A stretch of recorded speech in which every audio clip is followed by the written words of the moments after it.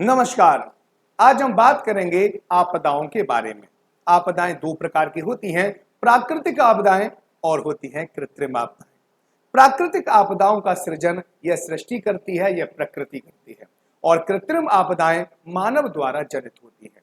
आज हमारा फोकस है प्राकृतिक आपदाओं में, और उसमें भी हमारा सबसे बड़ा एक टॉपिक है, वो है अर्थक्वेक अर्थात भूकंप। आज हम बात करने वाले हैं भूकंप की। यूं तो बहुत सारी प्राकृतिक आपदाएं हैं, जैसे बाढ़ आती है, सूखा आता है, चक्रवात आता है, टॉर्नेडो आता है, ये सभी आपदा ही तो हैं। उसमें सबसे बड़ी और भयंकर आपदा है भूकंप, क्योंकि छद्म भेष में आता है और बहुत सारी जिंदगियों को लील कर चला जाता है। आज जानेंगे आखिर भूकंप क्यों आते हैं, क्या इसके पीछे रीजन है, क्या हम भूकंप के का पहले से अनुमान लगा सकते हैं, तो बहुत कुछ जानेंगे। लेकिन उससे पहले अगर आप हमारे इस चैनल पर नए हैं तो इस चैनल को सब्सक्राइब करना बिल्कुल न भूलें। साथ ही बेल आइकन को जरूर दबा दें ताकि हमारे ऐसे ही वीडियो आप तक टाइम टू टाइम पहुंचते रहें। चलिए प्रारंभ करते हैं थोड़ा सा अर्थक्वेक के बारे में। आपने देखा होगा कि बहुत बार हमारे न्यूज चैनल पर आज तक है, एबीपी न्यूज है, सब है, कहीं भूकंप आ जाता है तो बहुत सारी चीजें फ्लैश होती रहती है। ये आती हैं कि आज जो भूकंप आया रिएक्टर स्केल पर उसका माप 5.2 था, 7.1 था, 8.9 था। तो ये सब क्या है? ये 5.1, 7.1, 9.2 ये क्या है? ये है तीव्रता, कि आखिर भूकंप कितना तेज आया है। ये भूकंप की तीव्रता को मापने के लिए जिस पैमाने का, जिस स्केल का प्रयोग किया जाता है उसे हम रिएक्टर स्केल कहते हैं। अब इस रिएक्टर स्केल को जिस यंत्र में लगाया जाता है इसे हम सिस्मोग्राफ कहते हैं। इसी तरह से भूकंप के अध्ययन को हम सिस्मोलॉजी कहते हैं। लेकिन आप जानते हैं कि भूकंप क्या होता है? पृथ्वी पर किसी भी प्रकार का कंपन भूकंप कहलाता है, अगर वह कंपन किसी भी कारण से उत्पन्न क्यों न हुआ हो। आपकी मोटा मोटा बात यही समझ में आती होगी कि जो भूकंप तो प्राकृतिक है, इसे तो केवल सृष्टि ही या प्रकृति ही लेके आ सकती है, इसे तो केवल नेचर लेके आ सकता है, मानव भूकंप नहीं लेके आ सकता। लेकिन आप गलत हैं अगर ऐसा सोचते हैं तो। ये जो भूकंप है वह प्राकृतिक जनित भी होता है, प्राकृतिक होता है, और मानव जनित भी होता है। इस समय मानव ने टेक्नोलॉजी में इतना ज्यादा विकास कर लिया है कि मानव चाहे तो अब भूकंप ला सकता है, और मानव की बहुत सारी क्रियाएं आज भूकंप लेके भी आ रही हैं। बहरहाल इसी भूकंप के बारे में अब हम समझेंगे कि आखिर यह भूकंप आता क्यों है, भूकंप उत्पन्न कैसे होता है। एक और वहां पर जो मैंने आपको बताया था कि न्यूज चैनल में एक और चीज बताई जाती है आपको साथ साथ, कि भूकंप का केंद्र काठमांडू रहा, भूकंप का केंद्र दिल्ली रहा, भूकंप का केंद्र लखनऊ रहा, भूकंप का केंद्र कच्छ रहा। तो आखिर क्या है भूकंप का केंद्र? एक बात याद रखें, हमारी पूरी जो हमारा भारत है, या हमारा अगर हम पूरी की बात करें, हमारी धरती है, जो हमारी क्रस्ट है, हमारा सरफेस है। अब हमारे सरफेस पर जो आपको पूरा सरफेस जो आपको दिखाई दे रहा है, जहां भी भूकंप के झटके सबसे पहले अनुभव होते हैं, ठीक है, याद रखना, कोई भी स्थान हो जहां पर भूकंप के झटके सबसे पहले अनुभव होते हैं उसी को हम कहते हैं भूकंप केंद्र। याद रखना। ओके, चलिए आगे चलते हैं। अब ये भी बताएंगे हम आखिर भूकंप कैसे आते हैं, लेकिन उससे पहले थोड़ी सी आपको हम जानकारी दे दें। ओके, चलिए अब हम बात करेंगे भूकंप के भूकंप मूल की और भूकंप केंद्र की, जो अभी हम बात कर रहे थे। देखिए, हमेशा जो भूकंप है वो पृथ्वी के अंदर से ही आता है, ये बात तो आपको याद रखनी पड़ेगी। अब पृथ्वी के अंदर से जहां से भूकंप उत्पन्न होता है उसे हम कहते हैं भूकंप मूल या AP centre, AP focus. AP focus को हम हाइपोसेंटर के नाम से भी जानते हैं। यहां पर आप देख सकते हैं, कहीं कहीं इसको केवल और केवल फोकस के नाम से जानते हैं। तो जहां पर भूकंप उत्पन्न होता है उस जगह को एपी फोकस कहते हैं, उसको फोकस भी कहते हैं, उसको हाइपोसेंटर भी कहते हैं, उसको अधिकेंद्र भी बोलते हैं, और उसको भूकंप मूल भी बोलते हैं। ये सब चीजें आपको याद रखनी है। इसके बाद क्या होता है, ये तो हमारी पृथ्वी के अंदर है, तो हम पृथ्वी के अंदर तो रहते नहीं है, तो पृथ्वी की जो भी क्रियाविधि होगी उसको हम महसूस नहीं कर सकते, क्योंकि पृथ्वी के अंदर रहते तो हमें पता चल जाता। अब जहां पर भूकंप आता है वहां पर जनरली होती क्या, ऊर्जा उत्पन्न होती है। भूकंप मूल से ऊर्जा उत्पन्न होती है और वही ऊर्जा वेव्स के रूप में, तरंगों के रूप में पूरी पृथ्वी पर फैल जाती है। अब बताइए, ये जो ऊर्जा यहाँ पर उत्पन्न हो रही है, इधर भी फैलेगी, इधर भी फैलेगी, इधर भी फैलेगी, इधर भी फैलेगी, चारों तरफ फैलेगी। अब आप कहोगे सर ऐसे कैसे हो जाएगा? चलो मैं बोल रहा हूं सामने मुंह करके, लेकिन मेरी आवाज तो पीछे भी जा रही है ना। इसका मतलब ऊर्जा चारों तरफ फैल जाती है, ये आपको याद रखना है। तो यहां पर ऊर्जा चलना प्रारंभ करेगी और ऊर्जा जहां पर सबसे पहले पहुंच जाती है उसी को हम एपी सेंटर कहते हैं। एपी सेंटर पर भूकंप के झटके सर्वप्रथम अनुभव होते हैं। यहीं पर सिस्मोग्राफ लगा होता है और सिस्मोग्राफ, जो भी सिस्मोग्राफ, जहां का भी सिस्मोग्राफ उस भूकंप की जानकारी सबसे पहले देता है उसी को हम एपी सेंटर कहते हैं। मान लो कि दिल्ली का एक कोई केंद्र है और वहां पर सबसे पहले क्या आया, एक तरह से झटका महसूस हुआ, तो फिर उस समय दिल्ली को घोषित कर दिया जाएगा भूकंप केंद्र। अब आप कहोगे कि सर ये जो सिस्मोग्राफ है क्या हर जगह लगा सकते हैं? नहीं, ऐसा पॉसिबल नहीं है, लेकिन कुछ जगहों पर, कुछ विशेष जगहों पर हम यहाँ पर ये एपी जो हमारे सिस्मोग्राफ है उनको हम फिट करते रहते हैं। जगह जगह पर, मान लो एक एक शहर में, तो वहीं पर हम चेक कर लेते हैं। अब जगह जगह पर हमें लगाना हमारे लिए संभव नहीं है।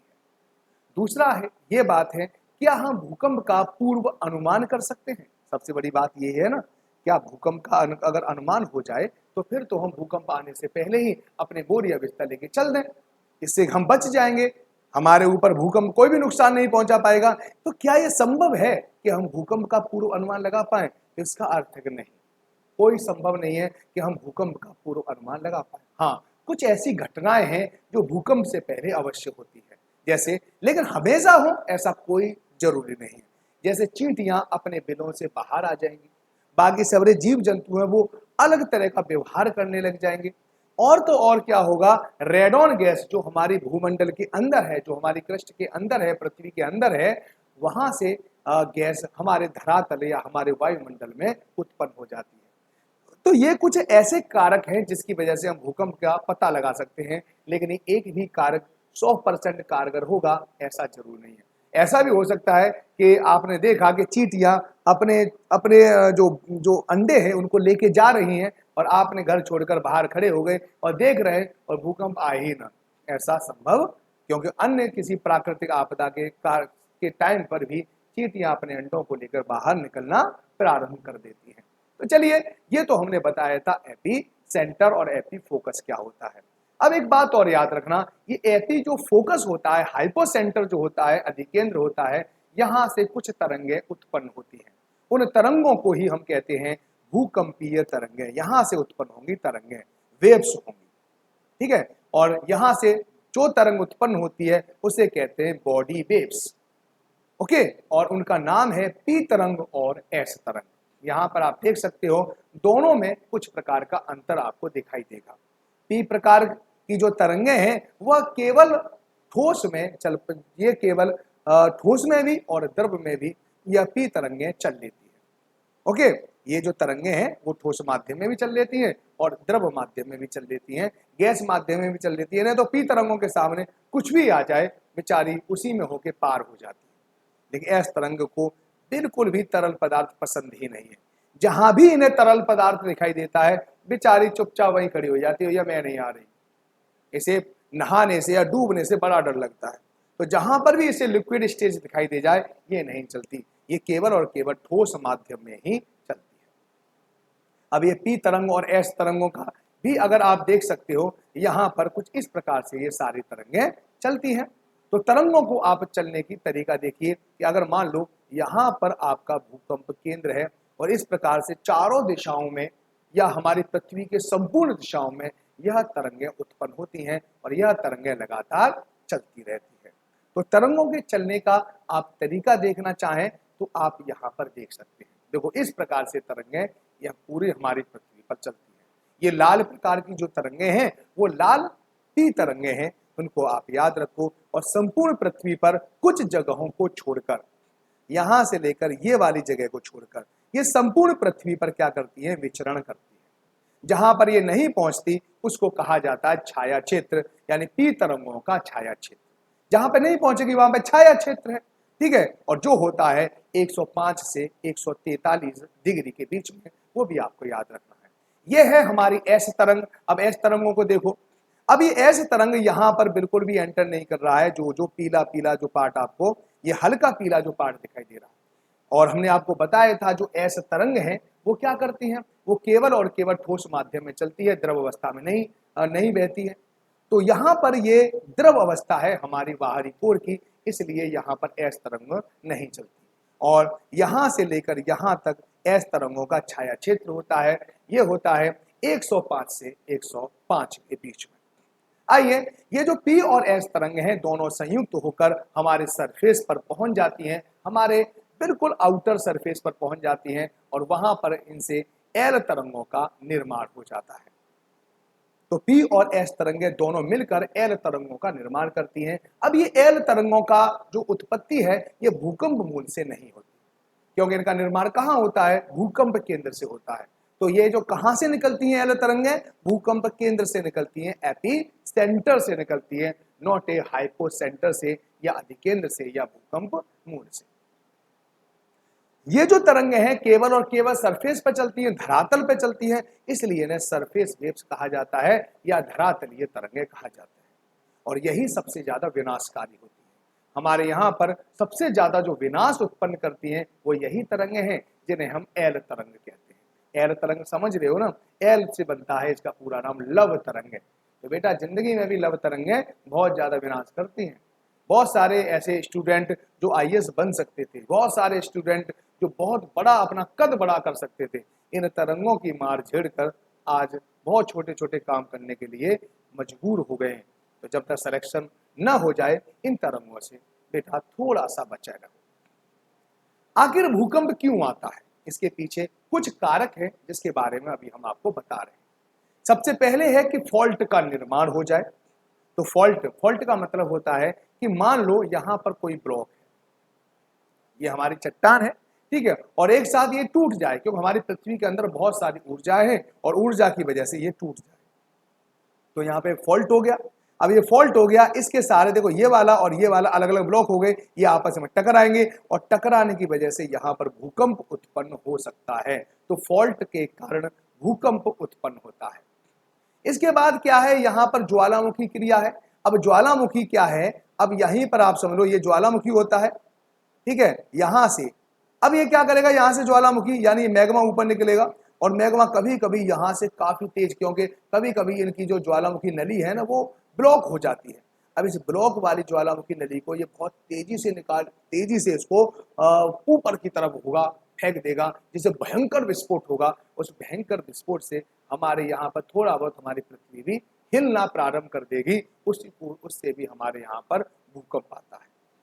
पृथ्वी के अंदर अगर गैस फैल रही है तो हमारी पृथ्वी का जो ऊपर वाला जो पार्ट है, सरफेस है, वो भी थोड़ा सा फैलेगा, और उसकी वजह से यहाँ पर भूकंप आने की पूरी संभावना है। प्लेट टेक्टोनिक हमारी जो क्रस्ट है वो कई छोटे छोटे भागों में बटी हुई है, और जब ये प्लेटें आपस में टकराती हैं तो फिर भूकंप का निर्माण होता है। जब दूर जाती हैं तब भी भूकंप का निर्माण होता है।